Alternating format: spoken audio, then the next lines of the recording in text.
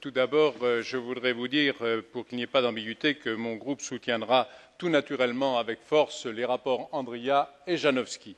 Madame la Commissaire, dans votre propos initial, j'ai bien entendu qu'il me semblait de manière très clairement affirmée que vous aviez parfaitement pris en compte les demandes de notre collègue Janowski concernant l'innovation. Je n'ai pas eu le même sentiment, permettez-moi de vous le dire comme je le ressens, nous avons des rapports proches, nous nous disons les choses comme nous le pensons.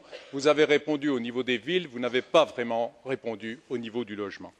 En fait, la question du logement, et notre collègue Hutchinson vient de l'introduire, est dans la pyramide des besoins de Maslow le deuxième besoin de tout être humain. Derrière le besoin alimentaire de se nourrir, nous avons besoin de nous protéger. Et le logement est fondamental pour la protection de chaque être humain. Alors, cette situation fait que, eh bien, dans chaque État, avec des configurations très différentes, nous l'avons vu en France avec les sans-logis, nous le voyons dans tous les autres pays où il y a des problèmes de construction, où il y a des problèmes d'étalement urbain, où il y a des problèmes de financement. Les facteurs sont multiples, mais dans tous les États membres, à chaque fois qu'il y a des élections locales ou nationales, la question du logement est présente. Parmi les différents facteurs qui sont présents devant nous, il y a peut-être un point que je voudrais souligner en quelques secondes dans le rapport Andria qui n'a pas été, à mon avis, suffisamment mis en exergue, c'est la question financière. Nous voyons à l'échelle mondiale l'augmentation des prix du foncier. Cela conduit les habitants des villes à chercher de plus en plus loin un logement. Cela veut dire que chaque jour, ils perdent du temps pour pouvoir venir de leur logement au travail. Ça veut dire que chaque jour, ils consacrent une part plus importante de leur budget en transport. Ça veut dire que chaque jour, ils polluent davantage l'atmosphère.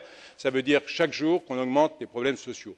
Donc c'est pour dire que cette question du foncier, le problème du prix du logement, est quelque chose qui nous concerne.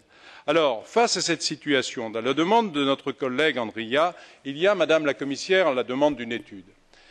La plupart des membres de notre intergroupe et de la Commission du développement régional ne demandent pas à la Commission européenne, ne demandent pas à l'Union européenne de prendre des responsabilités qui ne sont pas les siennes en matière de logement. Ce que nous demandons instamment, Madame la Commissaire, c'est qu'avec vos services, nous puissions avoir une vision plus claire des responsabilités. Quelle est la responsabilité de la région? Quelle est la responsabilité de la commune? Quelle est la responsabilité de l'Europe? Quelle est la responsabilité des organismes de logement? Quelle est la responsabilité des organismes financiers et de tous les autres acteurs qui interviennent? Cette étude est absolument fondamentale pour savoir qui doit faire quoi. Nous attendons donc, Madame la Commissaire, à travers les mois qui viennent, et à travers vos études, à travers vos travaux, qu'il y ait une clarification quand on sait que, parallèlement, bien entendu, les différents services de la Commission, que ce soit environnement, transport, etc., sont concernés par ces questions de logement. Enfin, pour terminer, sachez qu'avec mes collègues de l'intergroupe et de la Commission du développement régional, si nous sommes fiers aujourd'hui d'en être arrivés à ce rapport Andria, nous n'avons pas l'intention de nous arrêter là et qu'avec vous, nous sommes décidés à aller bien plus loin sur cette question du logement au niveau européen.